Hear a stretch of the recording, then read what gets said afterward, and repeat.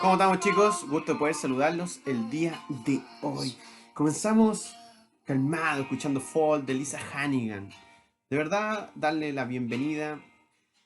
Estamos terminando ya una unidad y por esa misma razón entonces que es casi melancólico poder ver hacia atrás todo lo que hemos aprendido durante este año, pese a todas las condiciones adversas que pudiésemos tener o que incluso entonces nos han sacado de nuestra normalidad. Bien, así que darles la bienvenida a esta clase, la clase 12, la clase final, porque vamos a hablar de hoy día de cómo se cierra esta unidad. Y entonces terminamos con la clase del octavo año básico con respecto entonces a esta primera unidad. Les habla Álvaro Álvarez, el loco profe de historia, y le doy la bienvenida entonces a mi clase.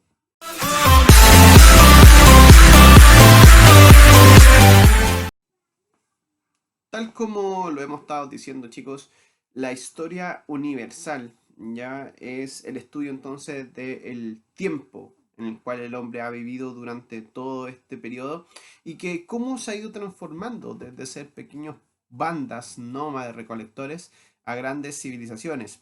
Y hemos visto cómo el paso del tiempo finalmente le ha ido dando entonces este eje a la historia. El día de hoy vamos a terminar entonces con lo que es el mundo moderno y la clase número 12 viene a hacer un resumen de todo lo que hemos visto. Por eso el objetivo es que vamos a identificar los principales procesos históricos presentes en la edad moderna. Así que te invito, como siempre, esto es un video, puedes ponerle pausa, bien, puedes adelantarlo, puedes retrocederlo si es que hay algo que finalmente no te ha quedado de todo claro, bien. Vamos a tratar de condensar mucha información en lo que es entonces esta clase. De todas formas, allá arriba, ahí está, por el otro lado, ahí está, gracias, ahí está las últimas clases o todas las clases del octavo año básico y desde la última en adelante. Así que si estás recién viendo este video, puedes ver todas las clases en el canal de YouTube o si la estás viendo desde Classroom, ahí están todas tus clases también archivadas con sus PPT respectivos. Te invito entonces a ponerle bueno y vamos a comenzar con la clase del día de hoy. ¡Vamos! ¡Comencemos! Lo primero que hay que decir, ¿ya? Y es que para muchos, y aquí yo me tomo un carrilazo, pero si usted lo toma siempre lo digo, para muchos la edad moderna, perdón, comienza con el descubrimiento de América o la caída de Constantinopla en el año 1453. Para mi parecer, para mi humilde parecer, creo que la Edad Media termina con lo que va a ser esta gran crisis sanitaria, hablando de crisis sanitaria tal como la que estamos viviendo el día de hoy, lo que fue la peste negra, es decir, esta gran epidemia que finalmente azotó a toda Europa, bueno, y a gran parte del planeta conocido en ese momento, partiendo desde China, pasando por India y luego entonces llegando a Europa. Pero lo más interesante va a ser que en Europa va a tener su peor cara. Y ahí en donde creemos que la peste negra finalmente es la que transforma la sociedad, la que cambia esa mentalidad, porque tal como lo decía un monje, es decir, él escribía, ya dentro de su memoria, dice así, escribo esto por si queda alguien de la raza de Adán para leerlo. ¿Y eso qué significa? O sea, la peste negra fue realmente el fin del mundo. Y cuando se hablaba mucho de la segunda venida de Jesús, muy típico de la Edad Media, recuerden que todo giraba en torno a Dios, se van a comenzar a dar cuenta que finalmente una enfermedad desconocida que para ellos iba a ser el castigo divino, finalmente comienza a transformar la sociedad en varias aristas, ya no solamente desde el punto de vista espiritual, sino que también desde el punto de vista social, económico, político, y así suma y sigue. Es decir, el impacto que tuvo la peste negra fue extremadamente importante. ¿Para qué? Para que finalmente después se produjera, por ejemplo, el descubrimiento de América o el redescubrimiento de América, ya luego la caída de Constantinopla, que incluso fue antes del descubrimiento de América, pero que todas esas cosas finalmente uno las va a comenzar a entender por el cambio de mentalidad que ya estaba teniendo este hombre medieval que si bien no deja de creer en Dios, comienza a darle un nuevo significado a lo que va a ser la presencia divina en su día cotidiano. Y en ese sentido entonces vamos a ver que Dios ya no solamente es la persona que dirige mi vida y dirige mi rumbo y mi camino, sino que tal como había sucedido con la peste negra, Dios finalmente ya no está con nosotros. Y si está, finalmente nos está castigando. Entonces de esa manera nosotros tomamos la peste negra como un castigo y nuestra mentalidad comienza a cambiar. Y eso es clave, porque cuando vamos a entender la mentalidad del hombre moderno, no se explica si no es por entonces el impacto que tuvo la peste negra en cada una de las personas. De allí entonces que yo creo que el origen de la edad moderna parte entonces con esta gran crisis sanitaria, con esta epidemia que va a azotar a Europa y que va a terminar con un tercio de la población muerta. Entonces, cuando hablamos también de una pandemia, hay que entender el concepto bastante bien y no solamente su trasfondo actual. Entender que hoy en día estamos en una pandemia, ya tenemos un virus que finalmente está atacando, pero que la ciencia no tiene herramientas para poder luchar contra él. Y muy similar a lo que sucedió entonces con la peste negra. La diferencia está en que en ese momento se apelaba a la religión, es decir, que quien tenía que salvar a la sociedad era finalmente la religión y no en este caso lo científico. Hoy en día, de hecho, se ha transformado en casi una especie de rito religioso el aplaudir a la gente, a las personas que trabajan en salud, porque se cree que entonces que quienes son los llamados a detener la enfermedad son los científicos, principalmente la gente que trabaja en salud. Y la verdad las cosas que, tal como sucedió con la peste negra, la peste no se termina si no es con el trabajo personal de cada uno de nosotros en poder cuidarnos. Así que entonces yo creo, ¿ya? Y que tal como lo muestra esta imagen cuando uno hace el análisis de lo que era la peste negra, es decir, cuando alguien dice hoy en día de verdad tenemos el caos con con la epidemia del coronavirus, fíjense, la imagen, hoy en día esto es una imagen, lo que diría Amaro Gómez Pablos, es una imagen dantesca. Esto es muy similar a lo que incluso Dante Alighieri presenta en la Divina Comedia. Entonces, lo que hoy día podemos ver respecto entonces a lo que es la pandemia propiamente tal, no es tan similar a esto, ¿bien? Pero eso no implica que nos tengamos que relajar, para nada. Y en ese sentido entonces es que, perdón, este contexto, el que se va a dar finalmente esta peste negra, es la que hace, chicos, que la mentalidad vaya a cambiar, que diga ya, si, mira, Dios ha matado a buenos y malos por parejo, y la verdad las cosas que si tú fuiste muy bueno en toda tu vida, ya, y si finalmente Dios te castiga con esta enfermedad, la verdad es que no entiendo por qué soy bueno. Y ese que era muy malo, dice, bueno, mira, este fue muy malvado y ha sido malvado y malandra siempre, y mira, no le pasó nada, es inmune. Entonces, claro, se explica ya que finalmente Dios ya no está con nosotros, ya, pero eso no implica que no existe, y eso es súper importante, porque la gente en el mundo moderno sigue creyendo en Dios, sigue teniendo su espiritualidad, y es más, la religión va a ser muy, muy importante ya dentro de este mundo moderno.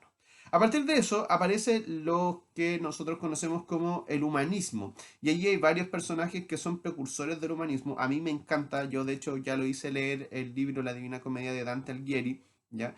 Que él comienza a centrar entonces la figura más importante de toda la historia ya no es Dios, va a ser el hombre. Es decir, va a comenzar a aparecer este antropocentrismo, donde finalmente el hombre va a ser el protagonista de su propia historia. Y a partir de eso entonces Dante Alighieri comienza a sentar las bases, ya casi a finales en lo que Johann Huizinga llama el otoño de la Edad Media. Y luego aparece Francesco Petrarca, que comienza a cuestionar también lo que va a ser el tema con Dios. Y eso es bien interesante, porque finalmente nadie pudiese haber cuestionado a Dios si no hubiese sido por lo que sucede con la peste negra. Y ahí cuando escribe su libro Soneto y Canciones, uno deja claro que, wow, Petrarca de verdad que se puso brígido. Ahora, en ese sentido, ya Petrarca no solamente levanta un grito de rebelión, sino que también hace algo que nadie finalmente había hecho y que era entonces cuestionar los designios divinos. Y a partir de eso entonces también le da un énfasis al humanismo. Y por último entonces Giovanni Boccaccio, que escribe su Decamerón, y en el Decamerón vamos a poder ver entonces todo lo bueno, pero también lo malo del ser humano durante estos 100 cuentos que escribe Giovanni Boccaccio, que gran parte de ellos tiene entonces contexto durante la peste negra. Bien. Ahora, fíjense que vamos a ver qué características tuvo entonces este humanismo. Primero, que era antropocéntrico, es decir, donde finalmente el ser humano ya es el centro de todo, donde el ser humano también es capaz de construir su propio destino, ya no es Dios quien construye el destino. Hay un espíritu muy crítico donde ya no solamente me quedo con lo que es, sino que también comienzo a pensar en lo que podría ser. Y es bien interesante porque aparece entonces la razón como una forma de resolver y de explicar la naturaleza y de explicar nuestro entorno. Y eso es sobrepasado por la fe. ¿Por qué razón? Porque la fe significa creer en algo que no puedo comprobar.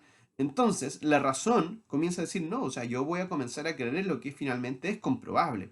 Y es bien interesante entonces porque de esa forma aparecen otros elementos, por ejemplo, desde el punto de vista político, como por ejemplo es el espíritu cívico, es decir, ya creerse parte finalmente de algo y que va a ser el puntapié inicial para poder entender lo que va a ser el surgimiento de los estados nacionales. Y por último, vamos a ver que se va a buscar el conocimiento en distintas disciplinas, es decir, ya no solamente quedarse con el trivium o el quatrivium que se enseñaba en la Edad Media, sino que ahora ir especializándose en distintas cosas. Ahora, junto con todo ello, va a aparecer, chicos, también el Renacimiento. Habíamos visto que el humanismo era un movimiento, principalmente que es literario, ya filosófico, de pensamiento.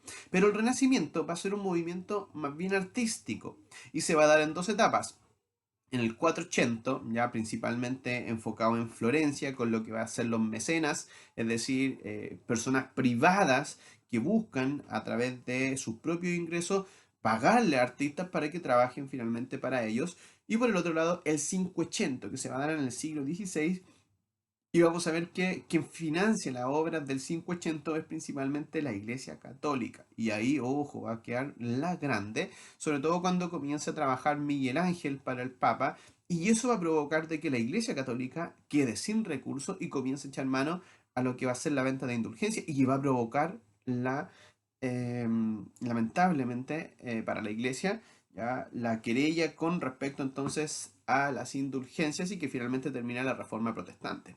Entonces, vamos por parte. El Renacimiento entonces se va a dar tanto en la arquitectura, en la escultura, en la pintura, y ahí tenemos un montón de personajes, ya, o en este caso artistas, que van a trabajar en el 480 y que todos estos movimientos ya artísticos lo que buscan finalmente es recuperar al hombre en su modelo, pero al hombre también en su idealidad. Y por eso tenemos, por ejemplo, ya el trabajo de Brunelleschi, ya Alberti, Gilberti, Donatello, Verrocchio, ya, que son bien interesantes desde el punto de vista de cómo se trabaja la arquitectura, cómo se trabaja la escultura y que, ojo, o sea, es una técnica tan pulida y tan preciosa que hasta el día de hoy, o sea, son clásicos de clásicos.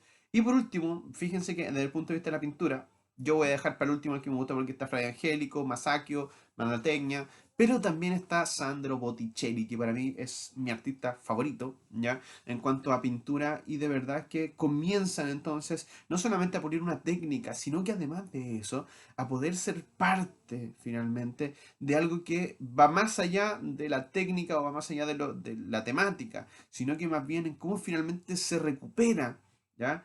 El hombre dentro de lo que va a ser el protagonismo de su propia historia. Bien, así que el Renacimiento es bien interesante porque hay un canon de belleza que finalmente se busca, se toma lo que es la cultura humanista para poder darle entonces este impulso artístico y finalmente se recuperan estas formas clásicas principalmente con la técnica grecorromana. Y luego en el 580 vamos a ver exactamente lo mismo. Y allí vamos a ver, por ejemplo, en la escultura, la arquitectura, en la pintura, cómo finalmente se va a desarrollar ahora temáticas con la misma forma, es decir, con las formas clásicas, pero ahora enfocada, por ejemplo, a lo que va a ser figuras bíblicas. Y ahí vamos a ver, por ejemplo, el David, el Moisés, ya la Virgen de la Piedad, etcétera, etcétera, ya obras que son de Miguel Ángel, ya tenemos después a Bramante, a Giocone, Tiziano, Verones, Correggio, pero Miguel Ángel es el gran personaje que finalmente trabaja en el 580 y que finalmente uno después comienza a decir, a ver, ok, ¿y quiénes son los que finalmente son los grandes maestros de esto? Y ahí uno se acuerda de las tortugas ninja. ¿Por qué? Está Rafael Sanzio, ya está Miguel Ángel, está Donatello, un gran arquitecto, pero por último está Leonardo da Vinci, es decir, el genio universal, el hombre que finalmente lo hizo todo, fue Leonardo da Vinci. Y entonces en ese sentido uno empieza a decir, wow, o sea, de verdad tenemos un genio que hacía de todo y que hemos visto en las clases que tuvimos, ¿ya? Todo lo que fue capaz de hacer. Y no me refiero solamente a la Gioconda, no me refiero solamente a la Última Cena, sino que Da Vinci tiene mucho, mucho, mucho más, ya, porque no solamente va a ser un pintor, ya, también va a ser escultor, va a ser escritor, va a ser un inventor, y suma, y sigue, y sigue, y sigue, y sigue. Bien. Y junto con eso también aparece la ciencia moderna, es decir, este pensamiento ya desde el racionalismo, desde finalmente poder explicar lo que sucede en nuestro entorno a través de lo que va a ser el estudio científico, es decir, a través de la experimentación, para finalmente dar respuesta a lo que ocurre en nuestro entorno. Y durante este periodo que es de la ciencia moderna, ya va a ser una lucha constante contra la Iglesia Católica, que la Iglesia Católica, recuerden que era la que tenía o decía o no o decía lo que se creía o lo que no se creía. Entonces, cuando vienen estos científicos a cuestionar lo que la Iglesia Católica finalmente tiene como verdad, se van a enfrentar a ella. De hecho, varios de ellos van a terminar en la hoguera, ya van a ser finalmente quemados, y otros finalmente se van a tener que retractar de sus dichos. Pero va a ser una lucha constante entre la Iglesia y los hombres de la ciencia. Ahora, después la iglesia, claro, se va a arrepentir y va a pedir perdón, etcétera, etcétera, etcétera, etcétera. Pero la verdad, las cosas que eh, ahí hay varios mártires de la iglesia católica, perdón, varios mártires en este caso de la ciencia moderna, que finalmente se enfrentaron a la iglesia católica. Bien, ahora, todo esto aparece gracias a este humanismo, a esta concepción, ¿ya? De poder decir, oye, ¿sabes qué? Mira, ok, Dios creó el mundo perfecto, pero creó el mundo para que nosotros lo descubramos. ¿A través de qué? A través de nuestros sentidos, a través de la experimentación, a través de la razón, porque para eso nos dio esa capacidad de racionar, ¿ya? Y ahí entonces se toma todos los estudios que ya se habían hecho desde lo que era el mundo antiguo. Ahora, ¿quiénes habían guardado estos conocimientos? Había sido el mundo, en este caso, de Bizancio, es decir, allá en el Imperio Romano de Oriente estaban estos sabios en Bizancio que habían guardado entonces obras grecolatinas y que habían estudiado entonces gran parte de lo que era el mundo griego y que a eso le suman todos los aportes de la cultura árabe. Y entonces llegan a lo que va a ser Europa a través de los puertos italianos, es decir, Florencia, Génova, Venecia, y estos sabios finalmente van a comenzar a hacer aportes geniales y van a provocar un movimiento científico que lo vamos a ver reflejado tanto en las matemáticas, en la astronomía, en la medicina, ya, y suma y sigue. Ahora, grande exponente, ahí yo tengo en la imagen, el profe Massa siempre dice, recuperen la imagen de Tycho Wright, ya que fue este profesor que tuvo Copérnico, y tenemos después a Vesalio, tenemos a Galileo Galilei, tenemos a René Descartes y todos esos personajes que ya lo estudiamos, ya, y que ya sabes que si no viste esas clases, ahí está también, ya para que la puedas revisar. Allí, eso, ahí está la clase sobre la revolución científica. Bien, ahora, luego de eso aparecen entonces dos conceptos sobre el racionalismo, es decir, el uso de la razón, y el empirismo, el uso en este caso de los sentidos a través de la experimentación. Pero que es lo importante, que finalmente hay un montón de aportes que se comienzan a hacer en distintas ciencias, ¿ya? Y ahí es donde aparece el concepto de estas ciencias exactas, ¿bien? Sobre todo con Francis Bacon, que es el padre del empirismo, y después también con René Descartes, que es el padre del racionalismo, ¿ok? Excelente. Mientras todo esto también está pasando, aparece entonces en el año 1517 un monje alemán diciendo, ¿sabes qué? La iglesia cayó en algo terrible, y que era sobre todo el tema de la venta de la indulgencia. Ya le expliqué que la venta de la indulgencia era producto de que se necesitaban fondos para que Miguel Ángel siguiera trabajando en la Capilla Sixtina. Ahora, es bien interesante porque acá vamos a ver que en Alemania se va a iniciar entonces este movimiento de reforma protestante, entendiendo que Martín Lutero lo que busca finalmente es tener una religión más individual, más personal.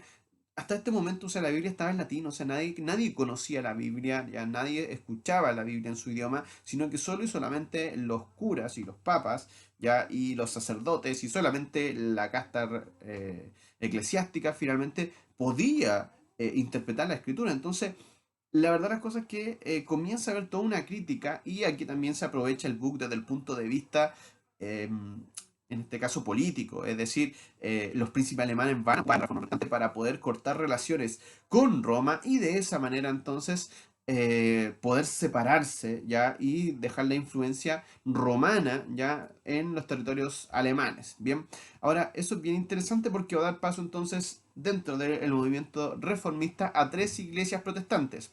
La iglesia luterana, ya, y ahí están las condiciones de la iglesia luterana, es decir, que se justifica por la fe solamente, en este caso la salvación, ya hay sacerdocio de todos los creyentes, es decir, ya no necesito cura, no necesito sacerdote, ya se suprime el celibato, es decir, si yo soy pastor puedo tener esposa, etcétera, etcétera, ya, y así suma y sigue.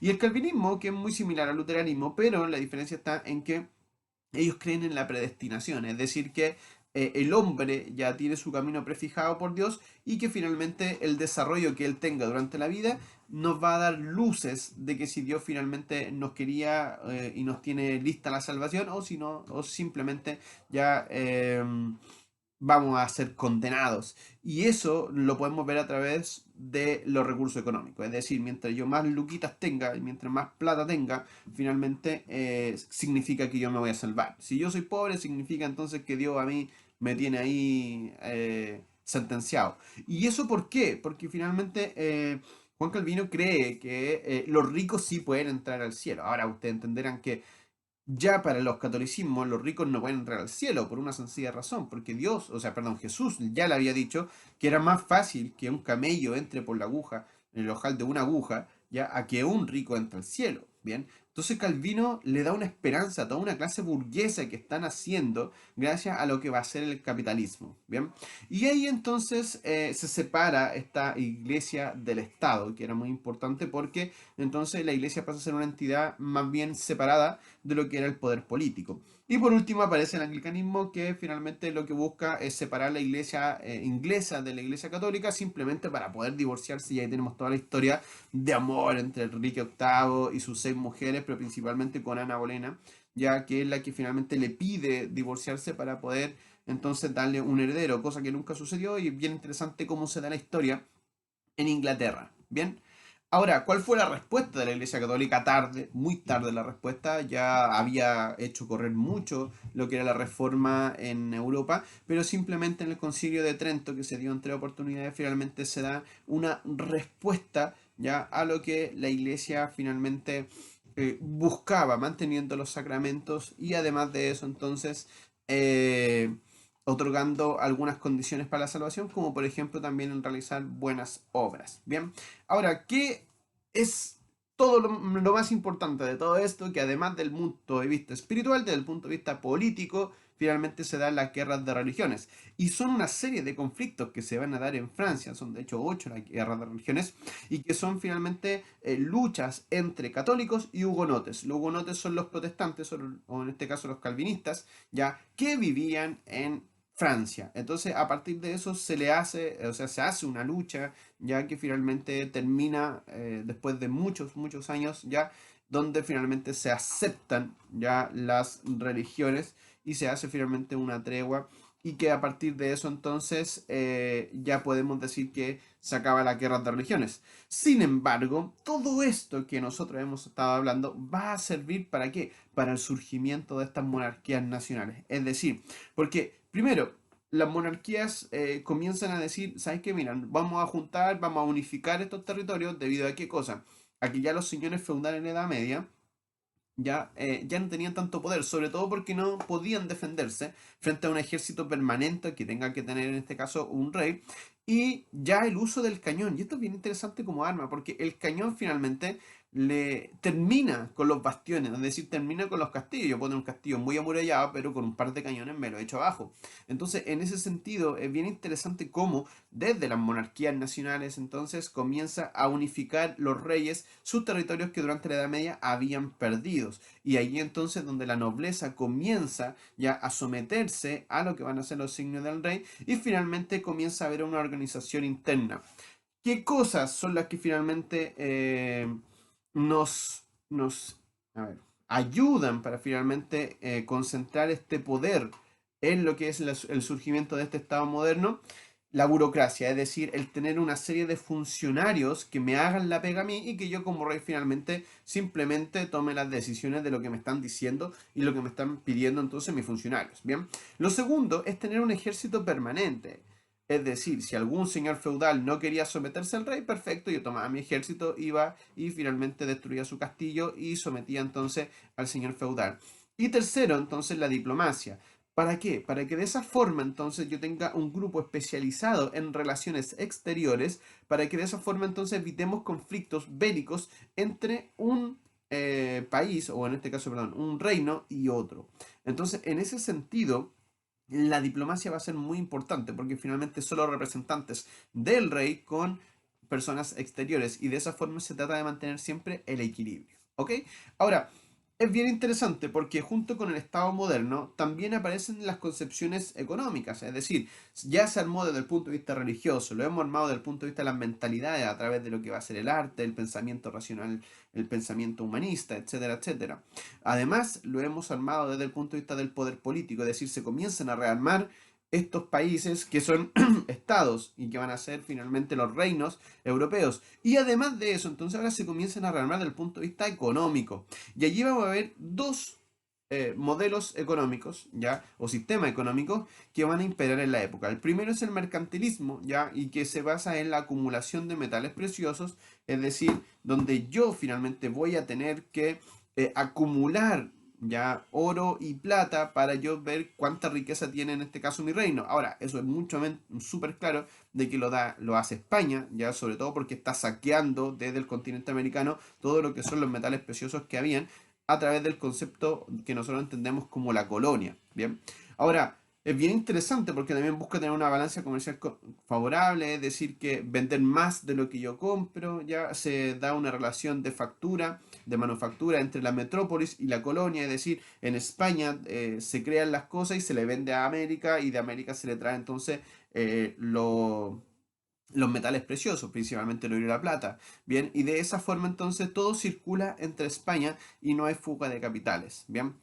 Mientras tanto, en Inglaterra se comienza o aparece un nuevo sistema económico y que es el capitalismo, ¿bien? Donde finalmente acá lo que se busca es la acumulación de capital, es decir, que la riqueza no se basa en las monedas de oro o de plata que tengo, sino que se basa en la propiedad privada. Es decir, mientras más capital, mientras más propiedad tenga yo, finalmente entonces tengo más riqueza. Y allí aparece, por ejemplo, la circulación del dinero, los préstamos, los banqueros, ya la generación del lucro, es decir, del querer sacar la mayor ganancia a las acciones que yo finalmente haga, ¿ya? Pero también aparece la venta de servicio, ¿ya? Y la venta de la fuerza de trabajo, es decir, aparece los asalariados, es decir, que yo trabajo para otra persona por un salario, es decir, por un sueldo. Y es bien interesante esto porque a partir de eso entonces comienza también a aparecer otro grupo de profesionales, ya que son gente que ha ido a estudiar, que ha estado en la universidad y que aparece entonces como una incipiente clase media, ¿ya? Y que aparece entonces con un protagonismo bastante interesante, porque ellos como van a trabajar, van a empezar a acumular también capital, ¿bien? Y tenemos en contraposición entonces tanto el mercantilismo como el capitalismo. Y por último, vamos a ver que estas monarquías comienzan a evolucionar en monarquías absolutas. Y estas monarquías absolutas comienzan a evolucionar, ya sabemos que está el poder concentrado, es decir, que aparece esta monarquía, pero esta monarquía comienza a tener ribetes absolutistas, gracias a las teorías de Nicolás Maquiavelo, a Thomas Hobbes, a Hugo Grocio, ¿ya? Que hemos visto de que tratan cada uno de ellos, a Debret, Juan Bodin, ya Jacob Bossuet, y que no solamente dicen que el príncipe tiene que tener el poder, concentrarlo, porque de lo contrario la sociedad se vuelve loca, y ahí eso es un poco lo que explica el Leviatán, que si no existe este Estado y este rey, como dice Maquiavelo, que finalmente proteja a todos los súbditos, finalmente los seres humanos nos mataríamos entre nosotros mismos. Entonces, en esa misma razón, ya Lebret, Bodin, Bossuet dicen que los reyes están allí porque finalmente Dios así lo quiere y de esa forma entonces justifican su derecho divino. Y además de eso, los principios básicos del absolutismo es que tiene todos los poderes concentrados. Es decir, primero, es de carácter divino. ¿Por qué razón? Porque Dios los puso ahí a los reyes. Segundo, ya el rey es paternal, es un papá. ¿Ya? ¿Y por qué? Porque tal como dicen entonces los teóricos, busca proteger de toda forma y de todo peligro a sus súbditos. Y por esa misma razón la autoridad del rey debe ser absoluta y solamente rinde cuentas a Dios, a nadie más, porque finalmente el rey es la ley. Y como decían Luis XIV, el Estado soy yo. ¿Por qué? Porque finalmente él va a crear las leyes, él hacía cumplir las leyes, él ejercía el control del gobierno, de los funcionarios, de la policía, del ejército, de la burocracia, ¿ya? Del punto de vista judicial, del punto de vista religioso, ¿ya? Y del punto de vista militar. O sea, todo está concentrado en la figura de una sola persona y que por eso entonces el mayor exponente del absolutismo es Luis XIV, este rey de Francia. Y es bien importante poder mencionarlo porque todo esto, lo que para nosotros es el mundo moderno, va a ser lo que nosotros conoceremos como el antiguo régimen en la próxima unidad. Es decir, nosotros vamos a tener acá lo que en este momento estamos hablando como mundo moderno, se va a transformar entonces en un conocido como el antiguo régimen, ¿ya? Ahora, es bien interesante y con esto vamos a finalizar porque las monarquías absolutas finalmente son herederas, ¿ya? Y eso significa de que sus hijos son los llamados delfines, son los herederos, ¿bien? Y que como el rey tenía el poder vitalicio, una vez que el rey iba a morir, finalmente le traspasa su poder a su delfín, a su heredero, y de esa misma forma entonces los reyes se van a perpetuar. Lo hizo Luis XIV con Luis XV y Luis XV lo hará con Luis XVI. ¿Cuál es la diferencia? En que Luis XVI terminará ya siendo el último rey absolutista porque se va a topar con la Revolución Francesa. Pero eso es tema para otra unidad que va a ser el mundo de las revoluciones y que es entonces nuestra próxima unidad en lo que es entonces historia universal del octavo año básico. Bien, así que con eso hemos resumido todos los contenidos de esta unidad y te invito entonces a poder seguir estas clases si te quedó algún tema dando vuelta, dale un vistazo a las clases ya anteriores, están en Classroom, están también en el YouTube para que tú las puedas ver y de esa forma entender el funcionamiento no solamente del mundo moderno, sino que también entender nuestra propia sociedad a partir entonces de la experiencia del mundo moderno. Así que muchísimas gracias por haber visto este video. Mi nombre es Álvaro Álvarez, soy el loco profe de historia, así que te invito a seguir estudiando con nosotros y entonces esperar la segunda unidad donde vamos a hablar la era de las revoluciones. Muchísimas gracias y si estás viendo esto desde el YouTube, ya recuerda darle like, compartir y también suscribirte a mi canal. Muchísimas gracias chicos y nos vemos hasta la próxima.